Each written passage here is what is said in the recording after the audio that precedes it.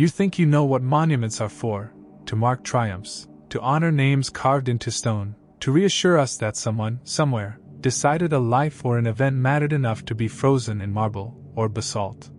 You imagine neat plaques, tidy tours, the slow, respectable accumulation of dust and tourists. But every so often something happens that cracks that expectation like frost across a pond, something that reshapes the quiet architecture of certainty, and hands us a question that won't be soothed by tidy labels.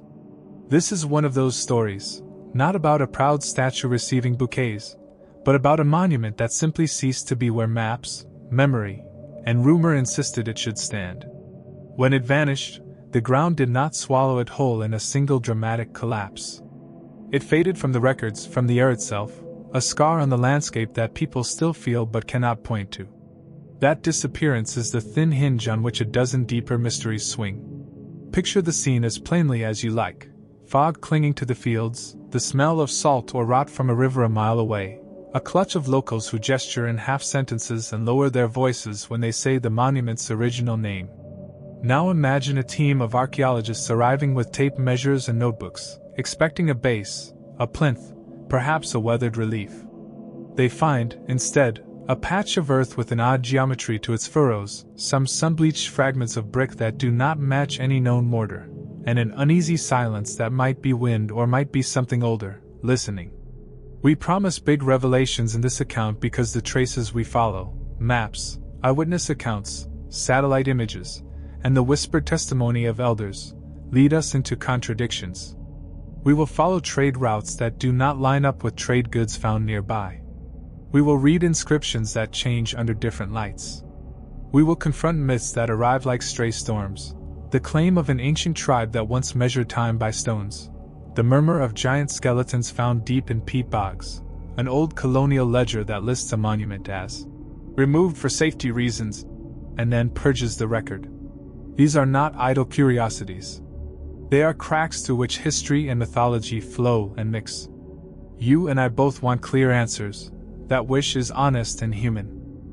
Still, let's be fair. Some mysteries persist because our evidence is imperfect, some because people choose to forget, and some because the world itself refuses to stay tidy.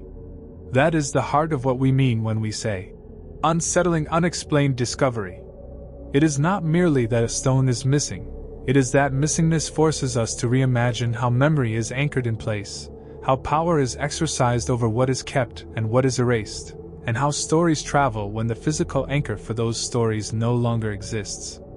As we go deeper, you will meet maps that show the monument in the center of a thriving market in 1793, and you will also meet a photograph, taken in 1904, where the monument is conspicuously absent but the sod around it seems unnaturally undisturbed.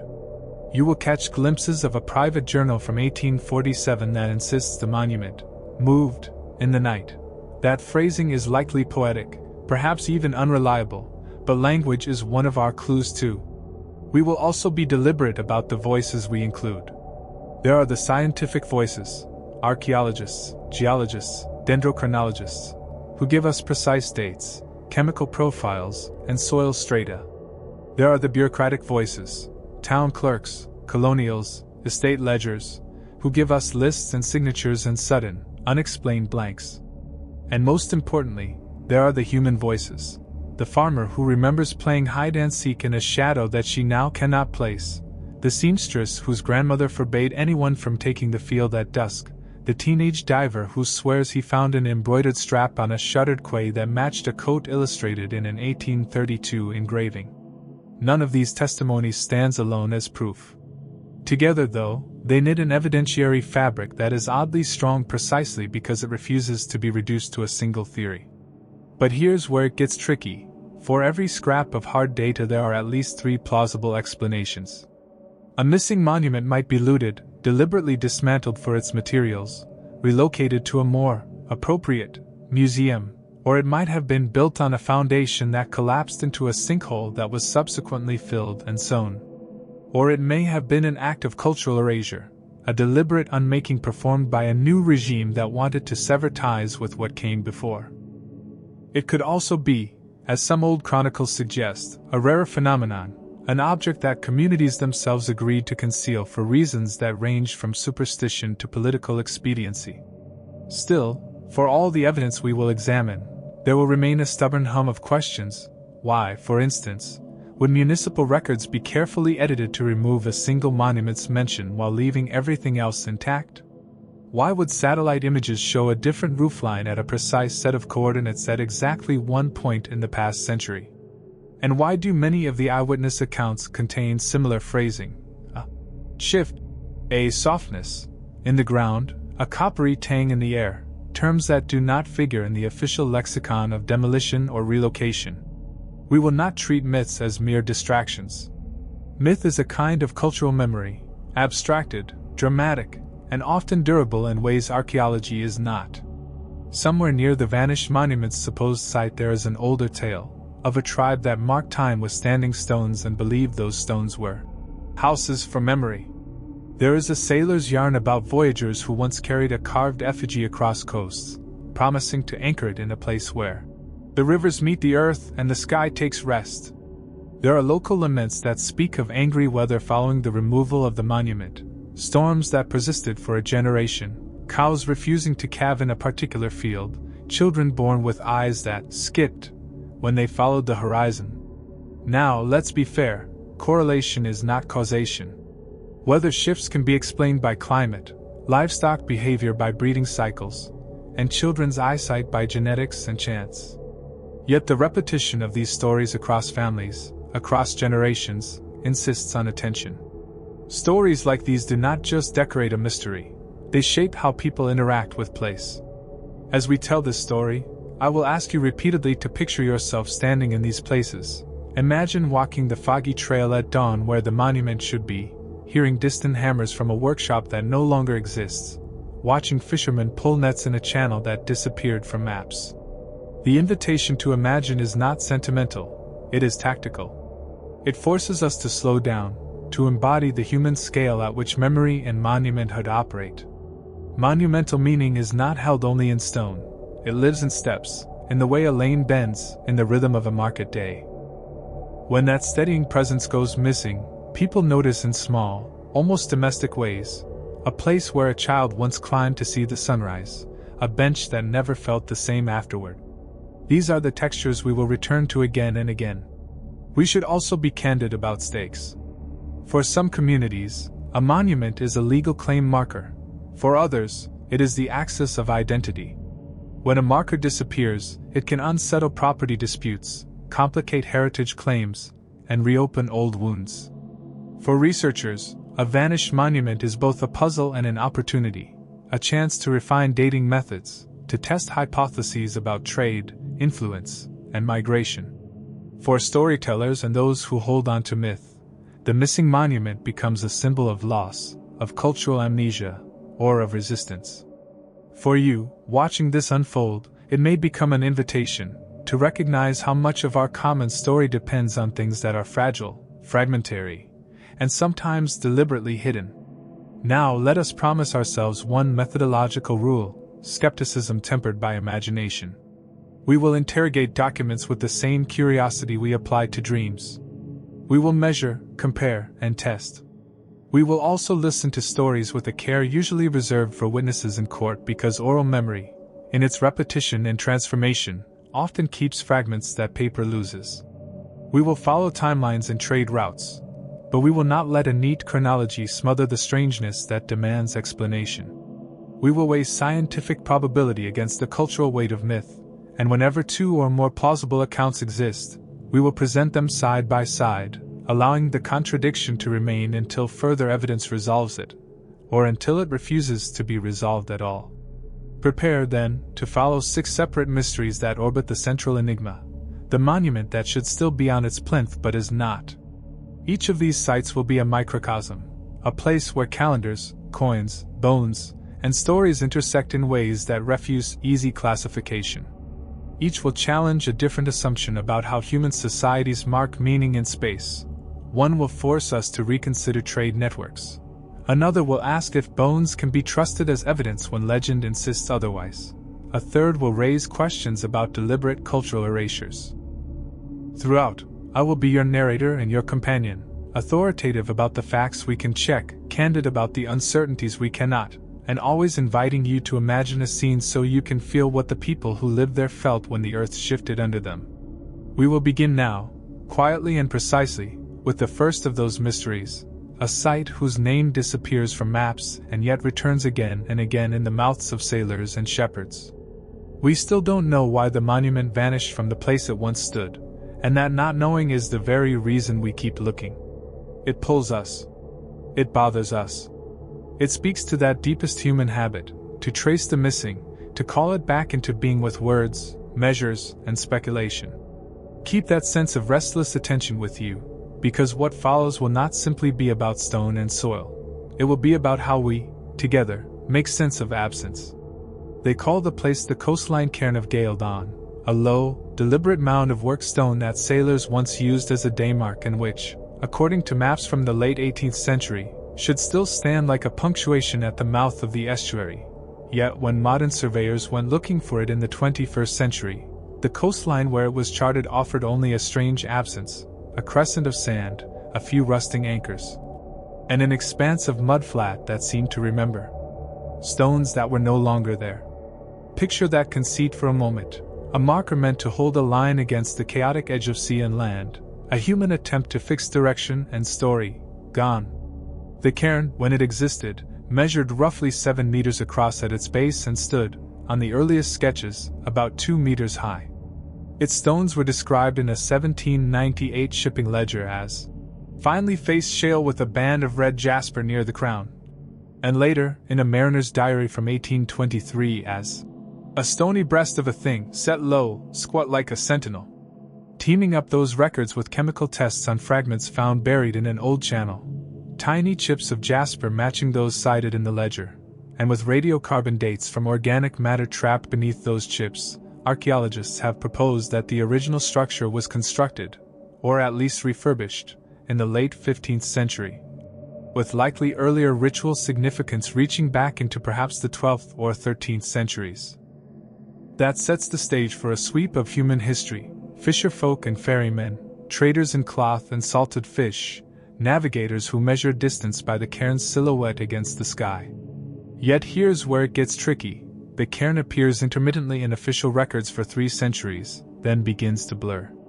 An 1861 coastal survey annotates, "Site obscured, see 1798 notes." And in 1902 a municipal map shows a faint circular mark but no label. By the time aerial photography arrives in the 1930s, the spot that should contain the cairn resolves only into an unlikely shadow, as if the monument were visible only through a certain memory of light. The material history is both precise and riddled with gaps. Trade goods associated with the nearby port include fragments of Mediterranean amphorae dated to the late 15th and early 16th centuries, glass beads traceable to Venetian workshops, and loom weights that suggest textile production for export. Those finds point to a vibrant exchange network. The estuary was less a sleepy fishing creek than a node where merchants paused, bartered, and perhaps left offerings. The cairn's jasper band, according to petrographic analysis, originated from a quarry 70 kilometers upriver, implying a deliberate choice to bring that stone from inland to the shore, an act that knits the inner landscape to the sea and suggests ritual as much as navigation. Socially, the cairn seems to have sat at the intersection of 3 communities: coastal families who read weather from waves, inland shepherds who watched the estuary as a seasonal pulse, and itinerant mariners who donated coins or carved names on the cairn's lower faces. There is even a surviving probate note from 1754 in which a local skipper bequeaths a small silver weight to the stone on Gaeldon for safe return, language that hints at personal vows being made to a public object. Yet not all documents treat the cairn as benign. A mid-19th century parish dispute refers to civic concern around the site, civic being possibly euphemistic for contentious, suggesting social strains that might have put the cairn in the crosshairs of politics. When we look at competing theories for the cairn's disappearance, the choices branch like tidal channels. One archaeological hypothesis is practical and mundane: coastal erosion, storm surge activity, and deliberate human removal for building stone could have erased the structure incrementally. Supporters of this view point to sediment cores that show pulses of increased deposition and erosion aligning with known storm events in 1824, 1856, and 1898. They point to the fact that nearby quays were rebuilt using reclaimed stone during a period of industrial expansion in the late 19th century. But here's where the neatness frays. Those same cores also reveal patches of compacted soil and charcoal, a sign of purposeful infilling, dated to a set of years that do not line up with major recorded storms. Another theory posits that the cairn was purposely dismantled as an act of jurisdictional control. As national authorities consolidated power in the 19th century, frontier symbols that signaled autonomous local claims sometimes vanished under directives to standardize navigation aids to national specifications. A slip of correspondence from a port official in 1871 refers to the need to remove obstructions to commerce, and is paired with a ledger entry for purchased ballast, suggesting that stones could have been carted off for practical uses. Yet why would only this cairn be removed, and not others along the coast? That question opens another avenue. Perhaps the cairn was marked for removal because it signified a claim, a memorial, perhaps, to a local lineage that was inconvenient to erasing elites or to the Crown's new maritime laws. Still, for all the documentary and scientific evidence, there is a stubborn undercurrent of local testimony that resists an exclusively administrative or environmental explanation. Remember the butcher who, as a boy in 1935, claimed he watched men with tarpaulins come at dusk, mapping stones by torchlight and taking them off in a cart. He was mocked at the time for childhood fancy, but his father, a man who worked the estuary's coasting boats, left a note decades later that read, "There was a night the sea was still, and the cart made no sound." The language is elliptical, not reportive, but it recurs in several accounts and infects the documentary record with a human quality that is hard to dismiss. Now, let's be fair, memory is porous. People conflate events, mythologize the ordinary, and anchor memories to moments that feel meaningful later. Oral histories must be handled delicately. Yet when many voices, separated by years and social position, fishermen, a retired lighthouse keeper, an elderly midwife, describe a similar sequence, men with tarpaulins, a cart, and overnight removal, the pattern nudges us toward taking the possibility seriously. Add a mythic element, and the narrative pressure grows. Local lore speaks of the stone that slept, a phrase older than any parish register, claiming that the cairn kept a tally of the sea's bargains, that its jasper band was a rib from a sea spirit, or that it was the resting place of a giant's heart that kept the estuary calm. There are stories of revelatory nights when the cairn sang, as tidal streams changed, and of a lost chant whose rhythm matched the cairn's shadow at solstice. These are not the kinds of claims archaeologists can carbon date, and yet they form a matrix of meaning into which practical facts were woven. Consider, too, the sailor's ballad that names the cairn in a single line. Where Gildan's heart met the dawn, men found sure directions there. We should not pretend that a ballad is evidence in the forensic sense, but culturally it matters because it shapes why people would resist removal. A monument containing an effective charge is always more than stone. It mediates between the tides and the human timbre of belonging. Now let us step into the place and imagine. Picture yourself walking the foggy trail at dawn with salt at your nostrils, the harbor a whisper behind low dunes. The air is sharp with cold. In one frame you can see the cairn, its jasper band catching the first light, and in another, centuries later, you see only a depression in the grass where children made forts. Imagine lifting your hand and finding a name scratched into a loose pebble, initials, a year, 1769, worn but legible. That tactile quality of touch collapsing temporal distance is crucial. When researchers returned to the estuary with ground-penetrating radar in the recent decade, the instrument registered an anomaly, a roughly circular void approximately 2 meters deep beneath what should be the cairn's coordinates. The void is rimmed with compact soil, as if something heavy had been removed and the earth compressed around the cavity. Some have argued this supports the removal by cart theory, as a hole might be left by a pulled foundation. Others point out that the anomaly could be a natural pocket, a supply of peat or an ancient root hollow collapsed as sea levels shifted. Still, for all the data, the human textures tug at us most strongly: the chant, the bequest weight, the child's initials, and they return the mystery to the scale of everyday life. There is also a forensic botanical clue that complicates things further. A pollen core extracted from a salt marsh 20 meters from the suspected cairn site reveals an abrupt change in vegetative species about 132 years before present, an influx of hardy, salt-tolerant grasses and a reduction in alder saplings that had previously dominated. This botanical shift could signal human intervention. Carting stones might expose subsoil, change drainage, and thus alter plant communities. Or it might coincide with a recorded canal excavation that redirected flows. Either way, the living landscape remembers in ways that documents do not. Still, for all the evidence the marsh provides, the human stories breathe another possibility into being.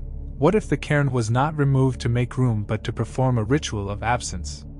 In some cultures, the deliberate destruction of an object is a rite meant to end an old order. A famed ethnographic analogy here is the scorched obelisk, a term I borrow loosely, where communities decommission a monument to break a bond with a past governance or belief system. The language of such practices shows up obliquely in a hand-drawn map from 1849 that annotates: "Old marker, taken down in the famine year." And famine years bring their own urgency. During times of scarcity, communities might repurpose building stone to patch walls or repair roofs. That makes the act pragmatic rather than malevolent. But the phrase, taken down, has a different energy than harvested for ballast. The choice of verb can reveal whether a community cut ties with a symbol, or merely reclaimed materials. Now, let's be fair again. Economic motives are powerful and parsimonious explanations. Stone was a resource, and small communities have always been thrifty. A ledger entry from 1882 billing stones for quay is straightforward. Yet that ledger sits beside a separate scrap in a private notebook, where someone, an otherwise prosaic merchant, has scribbled: "We buried the stone by dawn, the sea did not rage after." The juxtaposition of bureaucratic clarity and a private sentence that frames the event as morally freighted is the rub that keeps our curiosity from settling.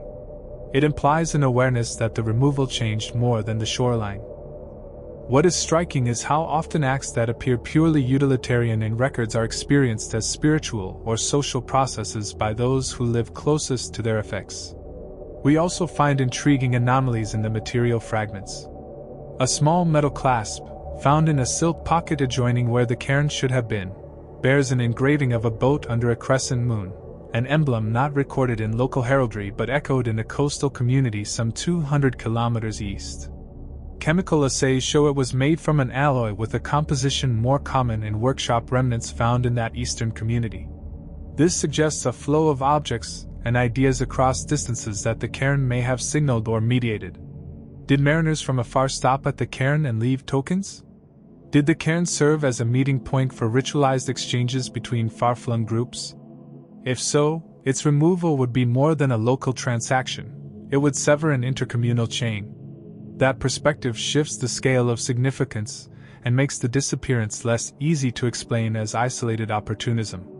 Still, for all the archaeological nuance and mythic resonance, a stubborn factual snag remains. Official maps and maritime charts, instruments meant to be precise, show the cairn until the mid-19th century and then elegantly decline to mention it.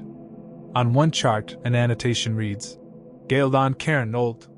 See note in Ledger 1871. The ledger note, when unearthed, is frustratingly procedural. Old cairn removed, stones applied to harbor works. That phrasing could be true as far as it goes, but it also raises further questions.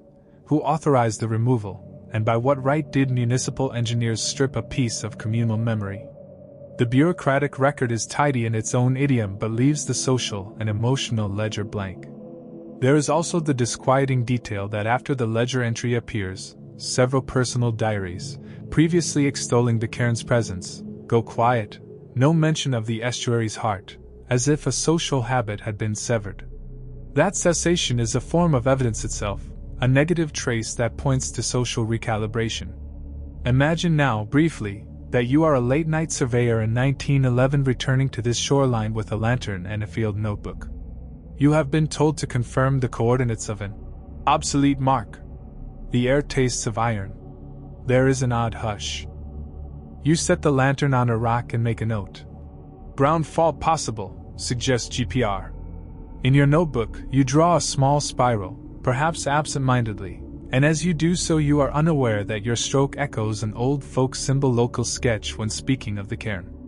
That small mirrored action is an emblem of how physical and symbolic practices echo across professions and centuries. It is also why, even when we gather data from steel-driven machines and careful chemistries, we must still listen to the rhythms of the people who walk these places day after day. They are the ones who narrate what silence feels like. Let us be candid. None of the leading theories about the coastline cairn of gale dawn, erosion, pragmatic stone reclaiming, administrative removal, ritual destruction, solves all the problems.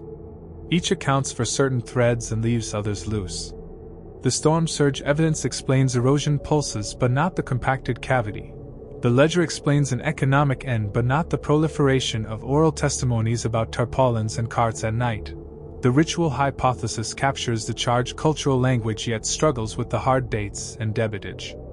In that contested space the mystery widens. We still do not know whether the cairn was taken for ballast in a businesslike transfer that the community later mythologized, or whether it was the target of a deliberate campaign to erase a claim, leaving behind scars in the ground and in people's memories. We still do not know whether the jasper band was chosen for its material durability, or because someone thought its red shimmer resembled the ribs of the sea. We still do not know whether those who pulled at the cairn did so with contempt, with ceremony, or out of sheer need. We still don't know. They called it the hollow pillar of Rentfold, a single upright stone that, according to a 17th century traveler's sketch and an even older oral description, once rose like a silent throat above the bog, hollowed at its center as if to hold a lantern for the dead. And yet when peat cutters in the 1920s sank a drainage trench they found only an empty socket and a ring of worked clay where maps insisted the pillar had been. The pillar, when it was still part of the landscape, was described in an estate inventory of 1603 as a column of grey wold, hollow within, height est 3.5 cubits, which, when converted into modern measurements and cross-checked against a mid-19th century field drawing, suggests a monument roughly 6 to 7 feet tall with a cavity about 18 inches wide, enough to contain offerings, a brazier, or perhaps a sealed reliquary. Radiocarbon samples taken from organic packing material in that ring-like soil feature give us a puzzling sequence.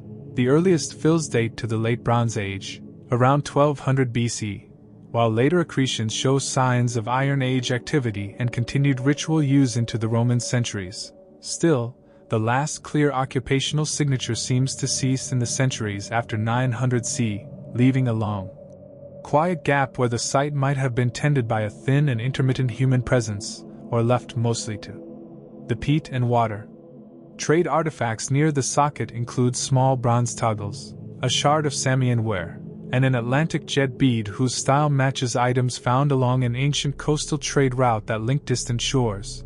Those finds make it plausible that Rentfold stood at a crossroads of inland and maritime exchange, an inland marker that nonetheless listened to the sea. The pillar's materiality is stubbornly specific and strangely eloquent. Petrographic analysis identifies the stone as a particular feldspathic grit quarried some 30 kilometers upstream, while microscopic traces in the cavity reveal soot residues and an unusual alkaloid compound that hints at burnt resin, possibly an incense seldom used in this northern latitudes, and therefore likely introduced through long-distance contacts. Socially, the hollow pillar appears in a confusing mosaic. Local place names that cluster in its direction suggest a lineage of families who used it as a boundary mark. A mid-13th century tax roll notes a Rentfold ward, whose dues included keeping the beacon dry, language that can mean maintenance or the right to claim tolls.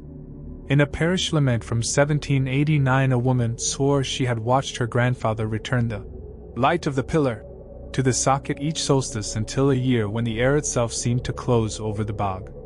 All of these are fragmentary, but together they sketch a monument that functioned as ritual center, boundary marker, and possibly as a node in a long-distance symbolic network, a place where local kinship, seasonal rites, and the wider currents of movement met. When we consider competing theories for the pillar's disappearance, the choices are as textured as the peat itself. One naturalistic explanation is peat subsidence. As areas of bog are drained for agriculture or peat cutting, ground levels change and previously stable stones can sink, tilt, and eventually be covered or lost to acidic decomposition. This is supported by 19th and 20th century land reclamation records showing aggressive peat extraction in the Retfold area, and by stratigraphic profiles that place a sharp drop in preserved organic layers concurrent with 19th century drainage projects. That would mean the pillar did not so much vanish as submit to slow burial and the chemical violence of boggier soils. Yet here's where it gets tricky. The socket's ring of worked clay and a cluster of worked bone fragments were found intact beneath a later layer of sterile peat, indicating that a deliberate human action had compacted the ring before major drainage occurred. Another theory suggests deliberate removal. The pillar might have been toppled and taken for building stone, or its cavity excavated for treasure hunters attracted by oral accounts of offerings. This is conceivable given ledger evidence of stone purchases for a nearby manor in 1734, and the numerous anecdotal reports of men carting stone at night in the 18th and 19th centuries. Still, the pillar's hollow nature makes it less uniformly useful as quarried stone. Someone seeking structural blocks would likely prefer larger, more cohesive slabs. That mismatch pushes us to consider more nuanced possibilities, such as a targeted removal by a small group who wanted something intrinsic to the pillar, the cavity's contents, a carved fragment, or even the stone itself for its symbolic resonance. Now, let's be fair, there are also more speculative paths to consider, and in the story of Retfold these speculative threads are not mere flights of fancy, they are part of the local logic. A persistent myth claims that the pillar was a listening stone, erected to contain the voices of the bog, that on certain nights one could press one's ear to the hollow and hear the names of those who had passed through the boundary. This tale resurfaced in an 1877 collector's volume where a schoolmaster recorded that his village elders warned children never to put their faces to the pillar at dusk. Folklorists often bracket such claims as functional metaphors, stories that keep people away from dangerous peat bogs, yet the recurrence of similar motifs across variant tellings suggests a deeper cultural structure, the pillar's cavity as a receptacle for memory. Imagine, then, a scenario in which the cavity's contents grew politically or spiritually contested, an insert of holy relic, a charter, a sealed document, that made the pillar dangerous to change. In that light, a removal could have been a deliberate act to control memory, to seize a token of legitimacy, or to erase a rival claim. There are also tantalizing physical anomalies that complicate tidy accounts.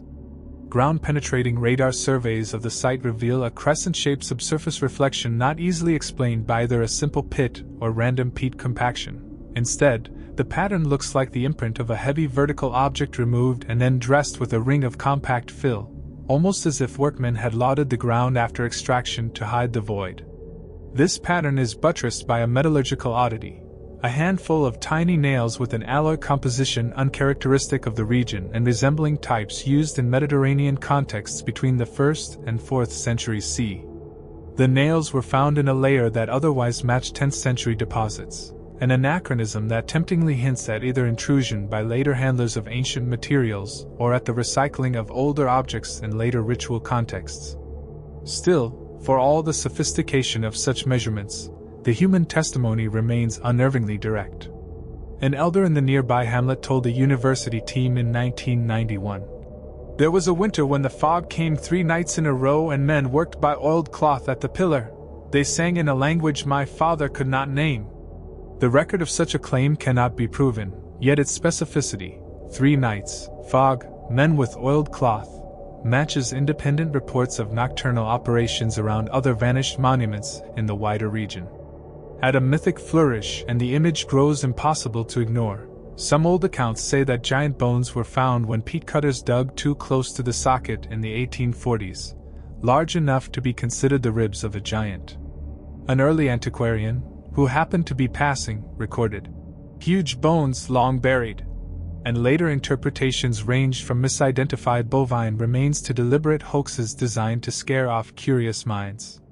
The giant skeleton claim, although likely exaggerated, performed an important social function. It fortified the boundary between what the community would expose and what it would leave buried. Whether giant bones or not, the discovery of large osteological fragments changed patterns of visitation.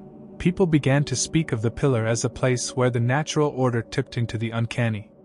Now, let's be fair, sensational claims attract attention, and 19th century antiquarians sometimes profited from dramatic finds.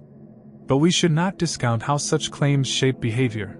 Reports of bones in the ground can lead to protective rituals, to secrecy, to intentional concealment, behaviors that compound the difficulty of later, scientific interpretation. Picture yourself walking the soft, reedy edge of Renfold at dawn. The grass is beaded with dew, and every step sinks a little with a slow, spongy sound. You pause where the pillar once stood, put your palm flat to the ground, and feel a coolness that is not merely temperature but a sense of held memory. Across the bog, a thin line of sunlight catches on a deer's antler, and the hush is absolute except for distant bird calls. Now imagine returning months later with a metal detector and finding a scattering of small objects: a bronze toggle, a tiny coin worn smooth, a bead with traces of a pigment long since washed away. These are the kinds of discoveries that feel intimate. They are like taps on the ribs of the past. They also force the archaeologist's ethical question: when should a community be allowed to decide what remains buried? When does scientific curiosity give way to cultural sensitivity? That tension sits at the heart of Renfold's disappearance, because whether the pillar fell to peat and neglect or was taken for its contents, the consequences are not merely archaeological, they are social and moral. We must also reckon with the role of modern intervention in sustaining the mystery. In the late 20th century, conservationists attempted to preserve what was left of the Renfold peatland and to map the socket feature in high resolution. In the process, they found a hidden cavity filled with a bundle of twined cloth fibers that yielded pollen types inconsistent with local flora, an exotic assemblage including oleander and a Mediterranean thyme species, suggesting once again that the pillar attracted objects from far afield. The cloth, conserved and analyzed, contained traces of a dark dye whose composition led laboratory chemists to suggest an origin in trade textiles rather than in local manufacture. That finding could be read in two ways: as evidence of Renfold's connectedness and as a clue that someone had, at some point, placed valuable, non-local items into the pillar, thereby giving the removal of the pillar both motive and symbolic weight. Still, the presence of such items does not explain why, if the pillar's contents were so desirable, no one left a trackable inventory. It instead amplifies the likelihood that those who took it wanted secrecy or had authority to remove the objects without public record. So we hold several possibilities before us, like cards, peat subsidence and drainage, opportunistic or sanctioned removal for building materials, ritual decommissioning by local groups, targeted seizure by authorities seeking to control a contested object, or clandestine theft by those who perceived extraordinary value. None of these fully accounts for all evidence, nor should they, perhaps, because the past is rarely monolithic in motive. The pillar's story is braided: ecological shifts, economic pressures, social transformations, and the human proclivity for myth likely all played a role. And that is precisely why the hollow pillar of Renfold continues to haunt both scholars and villagers. We still don't know whether its removal was an act of forgetting imposed from above, a scavenging born of necessity, a ritual breaking of a bond, or some combination of all these.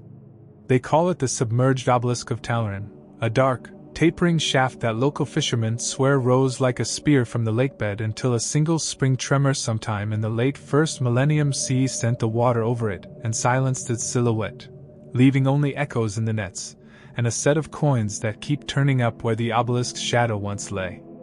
The obelisk, according to an early cartographer's note from 812 CE and a far more tactile medieval chronicle of 1037 that measures it in paces, as some 15 long, would translate into roughly 4.5 to 5 meters tall with a base of about 90 centimeters square, a slenderness that gives it a crowning dignity and a dangerous vulnerability.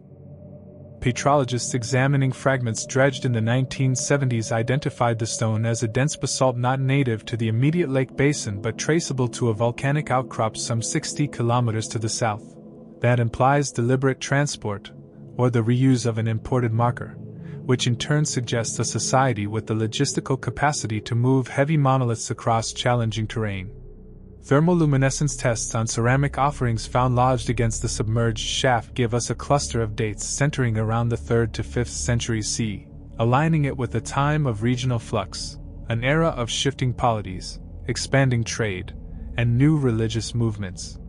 The obelisk thus sits at an intersection of chronology, potentially erected in late antiquity, reinterpreted by medieval chroniclers, and finally submerged or obscured by a seismic event and rising water sometime between the mid-1st and early 2nd millennium. That timeline matters because it places the obelisk at the heart of a century-long dance between empires and the local communities who lived in the long shadows of those greater forces. The archaeological record around the obelisk is generous and maddeningly contradictory. Divers in the 1970s and again in the early 2000s recovered a scatter of votive objects: bronze brooches, a fragment of a glass bead with an internal spiral, a dozen coins ranging from a provincial empire to a late barbarian mint dated to 452 CE, and what looked like wooden pegs arranged in a radial pattern at the obelisk's base. Radiocarbon dating of the wooden elements returned a surprisingly broad range, some samples clustered in the 4th century CE, others in the 9th and 10th centuries, and a few anomalously late samples tricked into the 2nd millennium by river-borne driftwood intrusions. Moreover, there is an inscription, fragmentary and weathered, carved at knee height on one surviving face. The letters are contested. Some read it as a dedication to a ruler named Taylor, which would place the obelisk as a dynastic claim. Others see a more devotional phrase that could be translated as, "For the Keeper of Crossings," a title that conveys communal stewardship rather than royal pretension. These ambiguities provoke competing theories. Was the obelisk a political statement, a funerary monument, a navigational marker sanctified with votive practice, or, more controversially, an altar to a syncretic cult that fused older lake-based rites with newly spreading creeds? Each possibility consumes parts of the evidence while leaving other parts unaccounted for. One pragmatic theory holds that the obelisk functioned primarily as a territorial and navigational aid, an inland lighthouse of sorts, designed to be seen across the water and to mark a safe crossing or fishing zone. Supporters note the alignment of the obelisk with a narrow strait that, in ancient soundings, offered the only reliable passage across the lake. Archaeological soundings along that axis reveal repeated human occupation, piles of fish traps, mooring stones, and small platforms dated across centuries. This interpretation gains traction when you consider the radial pegs as the remains of a wooden superstructure that once bore a brazier or a banner.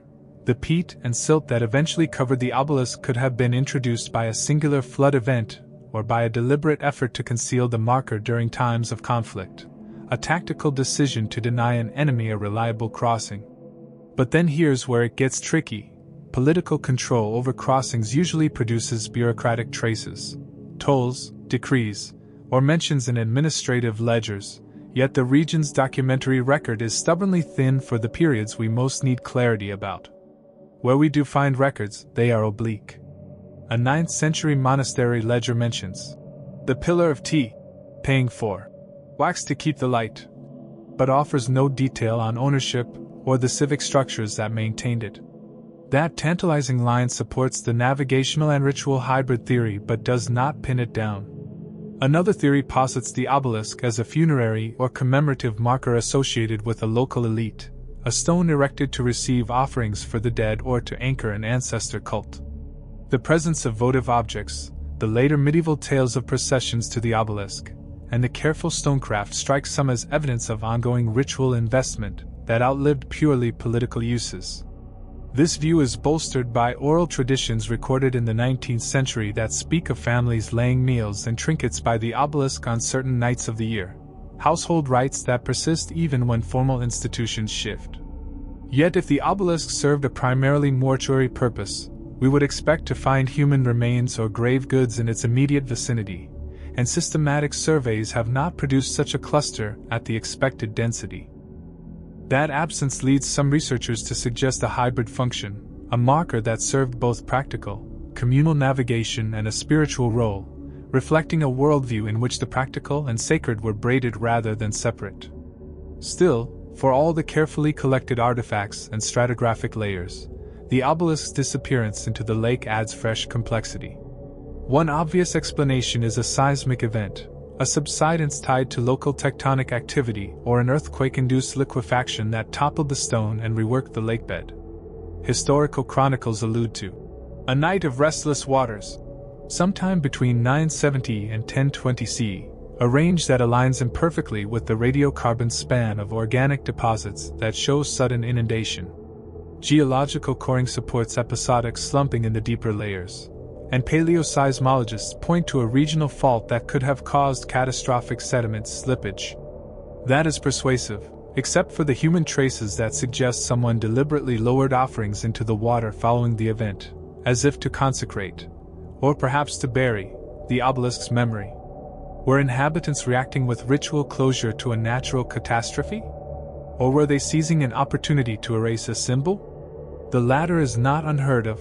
Political actors have historically exploited disasters to reconfigure landscape memory, removing markers that embodied previous regimes in the convulsions that follow calamity. We must also contend with a more vexing possibility. The obelisk was deliberately submerged as a political or spiritual act. Consider cultures that ritually sink objects to mark treaties, to give a permanent sacrifice, or to hide items deemed too dangerous for surface life. An intriguing parallel is an early medieval account of stones sunk beneath the water to preserve peace with the lake spirits, an act that, if performed at scale and sanctioned by a populace, could explain the evident care with which offerings appear in the watery sediment. The ritual submergence theory also explains the later medieval pilgrimages to the lake, in which processions circled the shore and left tokens in boats, performances that could be read as both devotional and reconstructive, attempts to maintain a connection to a submerged center. Yet this explanation raises as many questions as it answers. Who had the authority to sink an obelisk deliberately? What would prompt such a dramatic communal gesture? And if it was a political act, why would later elites preserve a memory of the obelisk that both acknowledged and circumscribed its submersion? Add to these plausible scenarios a set of odd enticements that tilt the mystery toward the sensational and the mythic. Fishermen tell of nights when metal detectors on their boats beep near the obelisk's coordinates, and then fall silent. They speak of nets snagging on something that moves beneath the silt. In the 19th century, a local antiquarian recorded that when he attempted to sound the obelisk with a lead line, he felt a soft, yielding give, as if fabric or wrapped bundles lay over the stone before water reclaimed it. These reports are the kinds of claims skeptics dismiss as maritime superstition or as the inevitable illusions of dark water, yet the recurrence of similar reports across decades is striking. There are also the fantastical claims, less credible but culturally potent, that the obelisk was a marker of a lost people of tall, pale voyagers who worshipped the lake and who vanished with the stone. This mythic overlay functions less as evidence than as a social instrument. It helps communities make sense of loss and imbues the lake with agency. When tragedy is framed as the lake, taking back, a marker, it creates a moral economy in which respect and ritual are obligations to the unseen powers beneath the surface. Imagine yourself standing at the lake's edge at dawn, wind stitching ripples over the water. The obelisk's coordinates lie beneath your boots in the soft, reclaimed silt, an invisible point marked only by a line of reeds that leans oddly toward the east.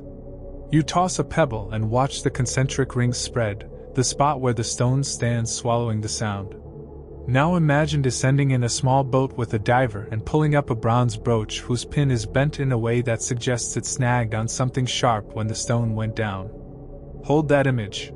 The brooch is a human-sized thing, intimate and practical, and yet it feels like a relic from a ritual made of salt and loss. Picture the diver's breath catching as she brushes sediment and reveals a face of weathered stone, an engraved notch that matches a pattern recorded in an 8th century manuscript. But before she can clear it, her instrument blurs and the silt flows in and hides the stone again. The fragility of submerged evidence frustrates us. water is an agent of erasure as much as preservation, and the things we uncover are often the ones that the lake allows us to momentarily borrow. There is also an intriguing chemical trace to consider. Analysis of silt cores taken above the obelisk's bed reveals a spike in organic residues consistent with the burning of unusual resins and oils, compounds that do not match the local flora but rather resemble Mediterranean and Near Eastern substitutes. That suggests either trade-borne ritual materials or a later deposition from voyagers who brought exotic embalming or votive compounds. If those residues are contemporary with the obelisk's active use, they insinuate a level of cross-cultural contact deeper than previously assumed. If they postdate submersion, they could mark pilgrim offerings meant to maintain communion with a submerged cult site. Either way, the chemical signature is a small but telling whisper from the past that complicates any single causal model of disappearance. Let us be candid. We have to balance hard data with the human need to narrate. The obelisk story resists clean endings because, like all living objects of human meaning, it has been touched by many hands, each with separate motives and timelines. An earthquake could have destabilized the stone. Opportunists may have looted visible offerings. Local communities may have ritually consecrated what remained and then sought to forget as political regimes shifted. And over centuries, a web of tales, some devotional, some opportunistic, some grasping for significance, wove itself around the site. These threads do not falsify each other so much as create a braided history in which natural processes and social decisions are inseparable. We still don't know whether Talleyrand's obelisk fell through a single geological quiver, was deliberately sunk in a moment of ritualized compromise, or was gradually lost through a sequence of human interventions and natural slippages that together produced the silence we now encounter beneath the water. We have walked together through fog and peat and silt. We have stood where stones once marked the boundary between land and story, where a monument's absence presses like a palm on the back of memory. Now, before we close this account, let us gather those fragments: the cairn at Gaeldon, the hollow pillar of Refold, the submerged obelisk of Talleyrand, and hold them up as mirrors. Each reflects a different way the past can refuse to stay put: erosion and economics, ritual and recovery, politics and secrecy, accident and design. Each also demonstrates another truth that binds them: absence is rarely simple. When a monument vanishes, something else arrives to take its place: a pattern of silence, a new crop of stories, the slow bureaucratic erasure of names, or the sudden communal hush that people interpret as grief. There is no single villain in these tales. Rather, there is a braided constellation of causes: natural forces doing what water and rock do, human agents acting with thrift or malice, and communities performing small, private decisions that, over time, transmogrify into disappearance. The ache we feel in these vanished places is not simply for the stone itself. It is for the network of relations the stone held in place. The promises, the vows, the routes, the rituals, the daily acts of noticing that together made a thing meaningful. So what does this tell us about memory and materiality? First, that monuments are not inert. They are active participants in social life. They anchor routes, they witness bargains, they take offerings, they are names that people claim to and against. When a cairn holds a jasper band brought from a river, it is doing work, connecting river and sea, inland kin and coastal mariner in a single gesture of stone. When a pillar houses a hollow where light might be placed, it is doing work, creating a locus for ritual, a place where people deposit meaning as if placing seeds. When an obelisk stands in a lake and invites votive deposits, it is doing work, mediating between water and land, between the visible and the submerged. Remove the object, and you do not erase the underlying relationships overnight. You only change the way they are negotiated. People adapt, sometimes by ritualizing loss, sometimes by repurposing materials, sometimes by trading silence for safety. These processes leave traces that are not always legible in the tidy language of archives. They are written in the hush of a shore, in the choice of a ledger's verb, in a child's name carved on a pebble that no bureaucrat ever records. Second, absences become instruments. They can be wielded by authorities who wish to remap claims and erase rival histories, by merchants who need building stone, by communities who wish to conceal what they deem dangerous or sacred.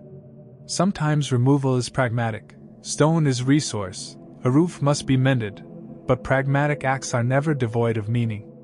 A community that strips a marker in the night and buries it might be performing a different kind of stewardship, choosing to hide a thing from new eyes rather than let it be misread or profaned.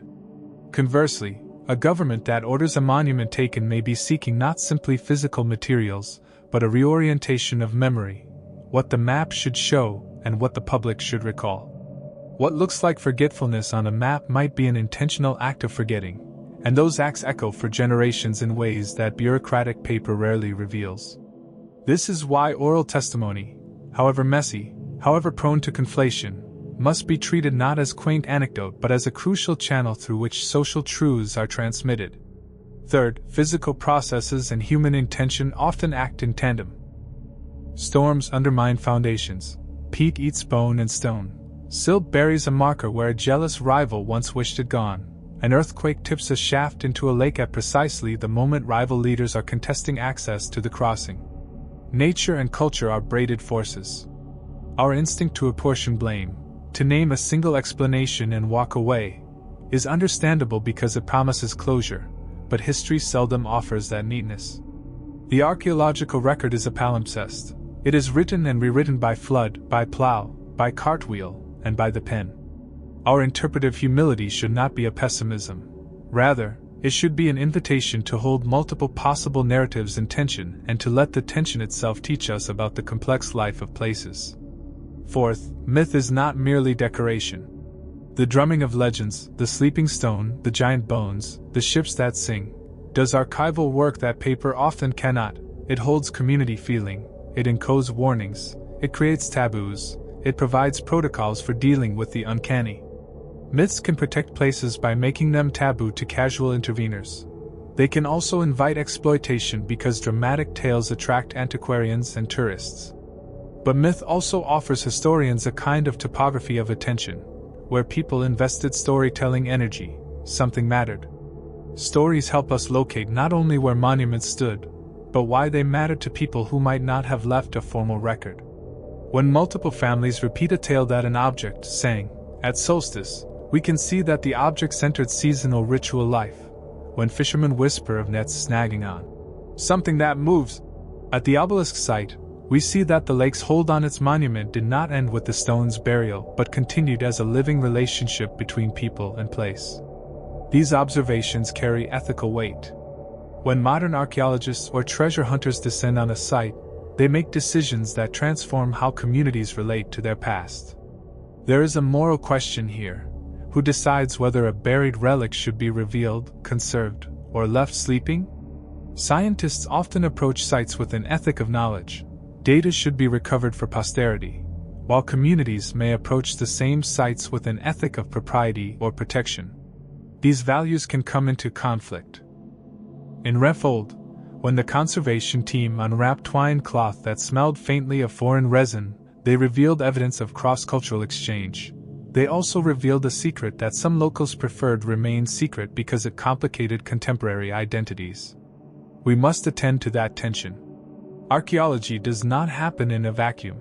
It happens amid living people whose narratives continue to be altered by what we choose to unearth. Our method, therefore, must be collaborative, rooted in respect for local knowledge, transparent about aims, and responsive to the moral claims that communities bring to their landscapes. If these vanished monuments teach a broader lesson, it is about the fragility of the anchors we rely on to hold memory in place. A plaque, a pillar, a cairn, they are tiny technologies of remembering. They depend on continuity, on caretakers, on maps that are not redrawn for profit, on laws that value heritage, on times when communities are stable enough to maintain ritual practices. When those conditions fray, through economic stress, political violence, environmental change, the anchors fail. We often think of the past as stable, as a reservoir we can tap at will. These sites remind us instead that the past is a field of active maintenance, and memory requires work. The people who tended these monuments were not passive victims of fate. They made choices, sometimes pragmatic, sometimes sacred, that shaped the survival or disappearance of objects. Recognizing that agency honors them and complicates our own. Beyond that lesson is an emotional truth. The vanished monuments are, in the end, about longing. They teach us how intimately human beings attach to place. When a marker is gone, the ache is not merely topographical, it is relational. The cairn at Gaeldon is mourned because it marked safe passage for generations. The pillar at Renfold is missed because it held ritual light that stitched together kinship ties. The obelisk at Talleyrand is grieved because it once held offerings that made the messy business of life feel managed by something larger. We can be clinical about erosion and ledgers. We can map pollen and run GPR profiles.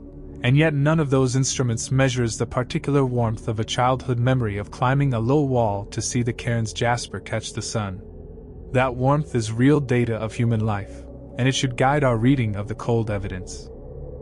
All of this brings us to one final, urgent conclusion.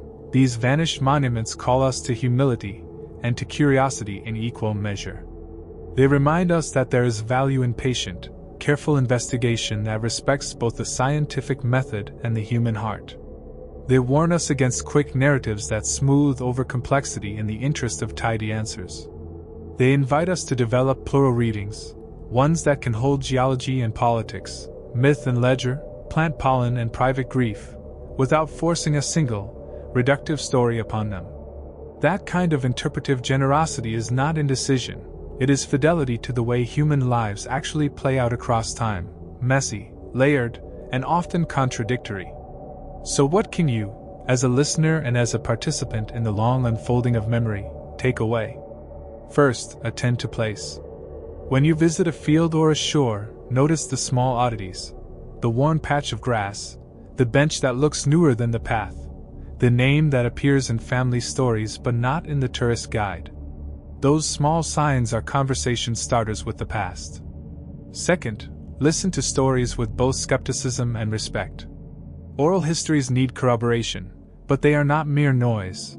They are the human signal where paper and stone go silent. Third, support practices of stewardship that are inclusive. Heritage is best preserved when communities and scholars work together, when decisions about excavation and conservation honor the people who live with the landscape every day. Finally, allow space for wonder. Not every missing object will be recovered, and not every mystery will resolve into a satisfying answer. That is not a failure. Sometimes the lingering question, the unresolved absence, holds an ethical and aesthetic value all its own. It teaches us that not all knowledge is ours to possess, and that mystery can be a form of respect. We end not with closure but with invitation. The vanished monuments we have considered are not anomalies but reminders. That history is active, that absence speaks, that people and place are entwined, and that our duty is to listen carefully, to care responsibly, and to keep our imaginations honest. Picture once more the fog-clung estuary, the reedy bog, the dark lake where stones sleep, the places where the earth keeps its secrets in the way a body keeps a scar. Imagine yourself there, not as a conqueror of story but as a companion, kneeling to touch the cold where a monument once stood, listening to the cadence of local voices, and letting the human scale of memory guide what you choose to unearth or to leave. Above all, do not assume that vanishing means irrelevance. In the spaces where stones are no longer visible, people continue to stake meaning. Their lives, their tales, and their small acts of remembering are the living monuments that demand our attention. Keep digging, some secrets still lie just beneath your feet.